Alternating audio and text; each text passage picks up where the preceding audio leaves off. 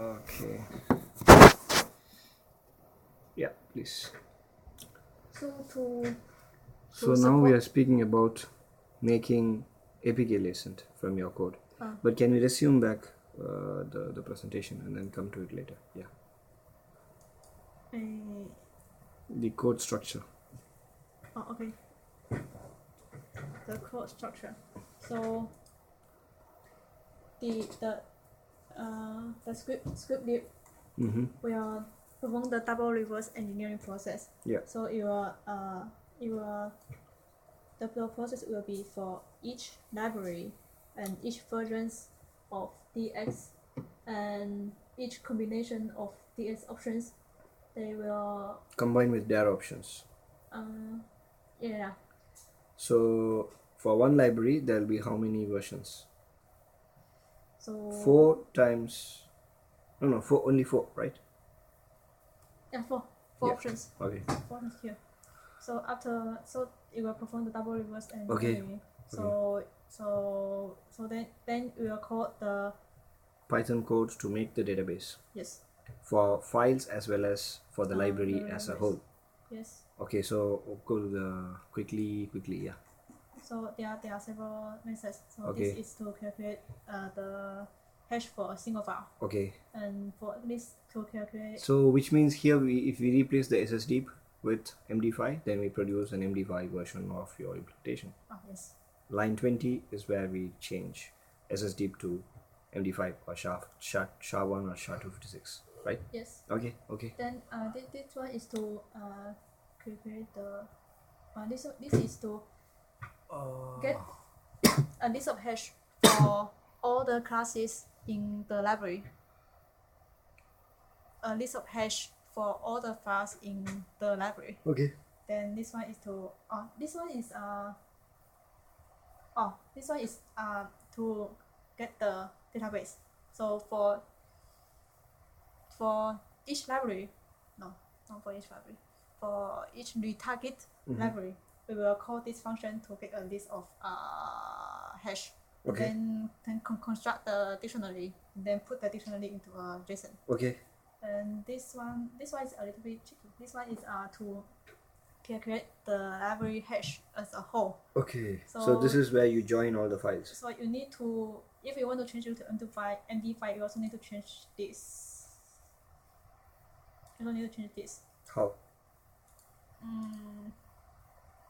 Just explain what is here. We will see how later. What is here? You take all the files, and that's produced in the file list. All the files, and then we sort. This one will be the same. Okay. You take all the files and when you sort it, this one is for debugging. And then I think MD5 has a similar updates and digest. For file name and file list, open this thing. Why do you actually do this? You can actually join them in the hard disk. Yes. But you are holding everything in the memory. Hashing update. Oh, okay. So this is supported by SSD. Yes. Oh. Yes. So it is equivalent if you actually make the file list and join the file in the hard disk and then send it once to the SSD. It is same. So likewise we can extend the same thing for the MD5, because that is, if you do it like that, then the procedure will be the same for SSD as well as MD5, right? You understand what I mean? Yeah. I'm asking you, like, the file list is a list. It's a Python list. Let's go to the hard disk, join all the files and make a huge file in the hard disk and send it to the SSD, get the SSD value, send it to the MD5, get the MD5 value, and then delete the huge file. Okay. So this procedure will be the same. Okay, fine. Yes. So this one is to build the library hash database. So it's different from this one only in this call. So we call the get library checksum as a whole, rather than get the list of library hash. Sorry? So we call this to get the library hash rather than to get the file hash. Okay. Yes. Okay, one more thing is, did you actually test it? This hashing.update, does it produce the same hash value? Like after joining all the files? I didn't test. But then how? You just assume that it will work. But if you use the same technique for the app and the library, That is okay. That is a testing at a different level. You are actually saying that APK makes certain hits on my databases, so probably it should work. So that's what you are saying. mm-hmm. But my question is, did you actually check when you actually make two different files Yes. and you call this hashing.update on these two files, is it equivalent to joining them as a Didn't single check. file? I mean, you can use the same technique. I can use the same technique, I understand, but I'm asking you whether you checked I didn't before. check. Okay. Okay. You know to check. So let's come to the script app. The script is basically to retarget this one to retarget the application and then call the do it to perform library check to perform library detection. Wait a minute, can you go to the last line? So what is the import do it semicolon, what is that? Python minus C. This one? Yeah. Is it an execution with new import? What do you mean by Python minus C? Python minus C is I call the Python program Okay. and then it's just like a command line and this is the argument. So I will it specifies that the next will be Okay. I can Google it later. No problem. Okay.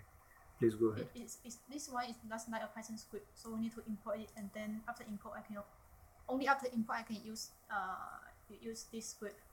I cannot directly call do it. I need to import this. Matter语是吧 Let's see.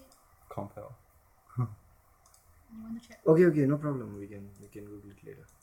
Okay, so do it is only one single file. Okay. So I need to get a list of library, a list of checksums, a list Yes. of library hash. So a list of file hash, and then I will open the database. So check for each library. So where is your APK? Where is your APK disassembly? Here. Oh. So this script will retarget the APK. and then call this function to check to Where will it put the retargeted values? In which location? retarget value. Retargeted the APK class files. Yeah. is in the same folder. No. In the variable in the shell script. Yeah. Variable in the shell script. Can you go down? So what's your question? Minus D is to say that it has to The output. disassemble. Yes. What is the output directory? Output is File name. yeah, output is the file name. Okay, so it will produce certain files in the file name directory. That will actually keep changing based on the APK that is being processed. Yes, I use the APK. Okay, fine. Yeah. Okay, so this That's is about the code. structure. Okay, can you Yes. go to the So the requirements. requirements is fine. Yeah. Then the difference. So we use fuzzy hash. Instead of MD5, Yes. and on then we class actually files. we actually now change the similarity to 60 and 60. Okay, I will change it. No, I'm just asking. So this Yes. 80-70 actually changed to 60-60. 80 is the score, which is for the SSD match, and 70 is the number of hits. Yes. Okay, fine then. Not 70. 70 is the percentage of the hits, not the number. Okay, fine. Yeah. Then do it. Actually, Okay. do it is perform normal hash on class files. Okay. But actually do it okay, let's talk about the process first. Okay. Do it use library hash and file hash. So the library hash is based on class name. So it will first split the class files into it will separate the libraries first. So how how does it separate the library? They use they use the directory structure. So it like the classes under Google Ads will belong to Google Ads. Yes. So they will produce a library hash for this particular directory Okay. and store in the database. Okay. And then the file hash it will calculate the hash, but they will also store the class name. Because TUI is not performing library detection, is to check whether Library the integrity. yes. So they will use the library hash. They will first use the library hash. So if the library hash is the same, they will say the library is not Modified. changed. And then they will check.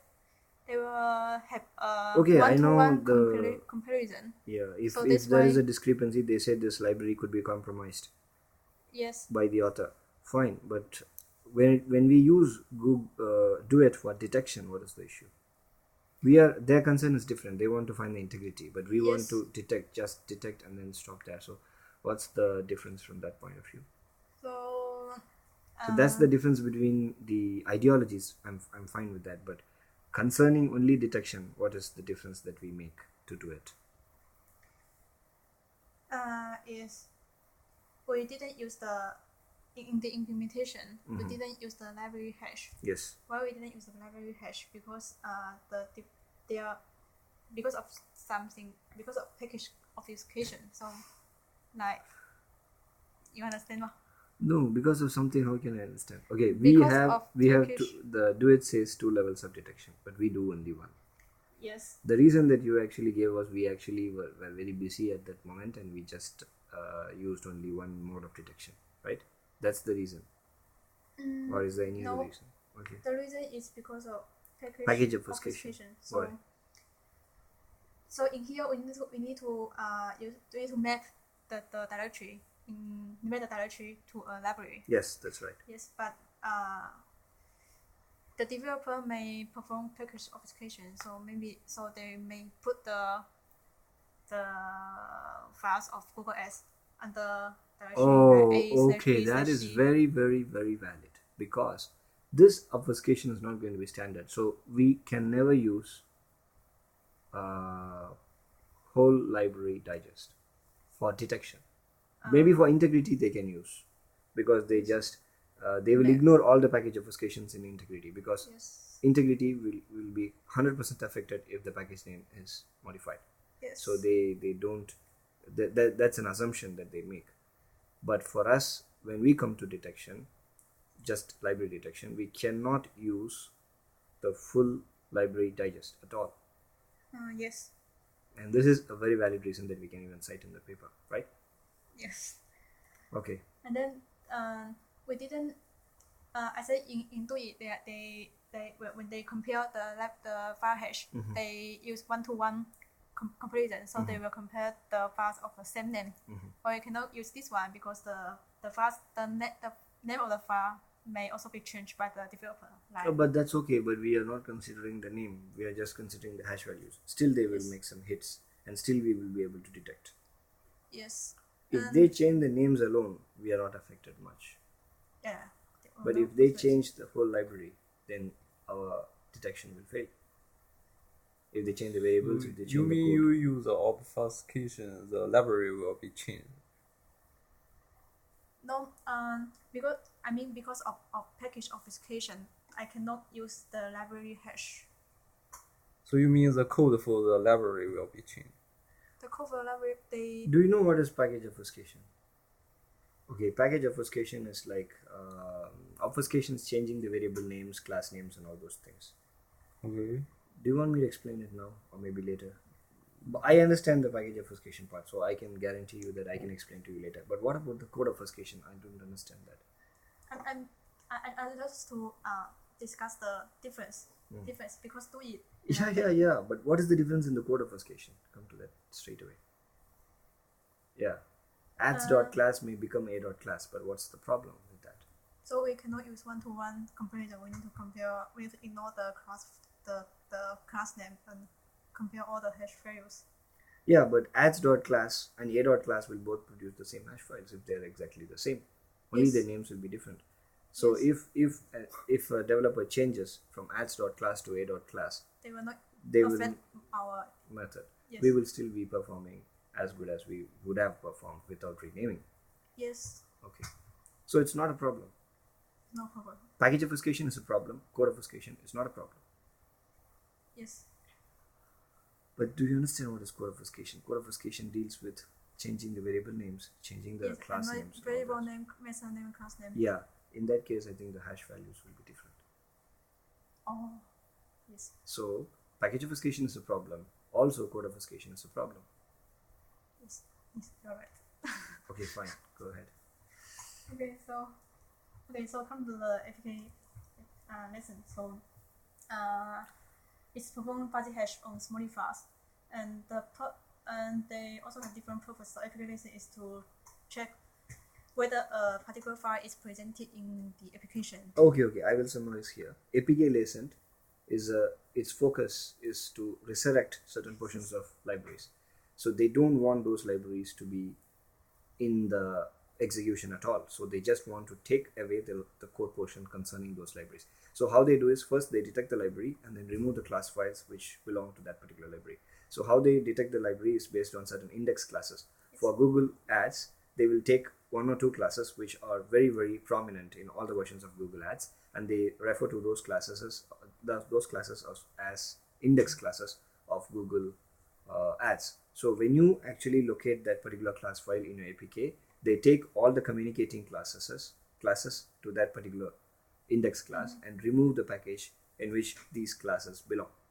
Is it right? Yes. Okay, so but we are actually not going to resurrect those libraries, but we are just going to detect those libraries. Yes. So we will actually take the index classes and detect them and stop at that point, but Yes. not remove or rewrite the APK, right? Mhm. Yes. Okay, so we actually have no difference at all. They have two parts to their tool. One is identifying and the other one is removing, but we will stop with identifying. Yes. So there's no design difference at all. Our goal and their goal is exactly the same. Yes. Okay. Their goal is much bigger, but our goal is much smaller. Yeah. Okay. So to support APK, you mean how? That's why you ask whether our code will support APK listen. So Yes. you mean whether our code can support the checking the existence of a particular file? Wait. My question is whether our code can be easily made as APK latent itself. Easily changed to, because the current implementation is more into duet architecture, So databases and all those things, that thing. So my question is, how can we change this code to APK latent? How can we make a new product called APK latent from your code? We just need to identify a the particular file, index files. index files, and then we remove all the other hashes from your database. Then it becomes, and also change the hit rate to 100%. 100% Yes. fuzzy hash, or 80% fuzzy hash, and 100% hit. Actually, because APK listen is to check the existence of one particular of a particular file, so we don't need the 70%. Yeah, 70% is irrelevant, but still the 80 is relevant. Yes. 80 is what we take as a hit for one file. Yeah. So 80 is relevant, 70 is irrelevant. In that way, you can make your tool do it to APK latent itself. Yes. Okay, fine then. Anything else that you want to say here? No. Okay then. And some Issues. The first one, actually after we Okay, compare yeah. to it. This is not required. The first thing is not required because our goal of detection will be hindered if we do this, and that is because they have package obfuscation. So that's the reason why we don't need to do this, right? I mean, I'm asking you this question. We don't need to do it at all. It is not that we don't do it. We don't need to do it because there is no point in doing that. Yes. Okay. Do you understand what I mean? Yes. Okay then. And then the second. Multiprocessing to. Okay, that's fine. Fine. Okay. That's an optimization to your existing stuff. Database given by the author is still not complete because of newer library versions. Did he share any database with you? No. But what do you mean database given he by the promised to share with us. Okay, in case he gives, it will be outdated. That's what you mean. Yes. Okay. Anything else? No. Okay. Okay, so thank you very much. And I have one final question. Okay. Why all your repositories are named CrazyCon? Because in your Oh. home also there's always CrazyCon.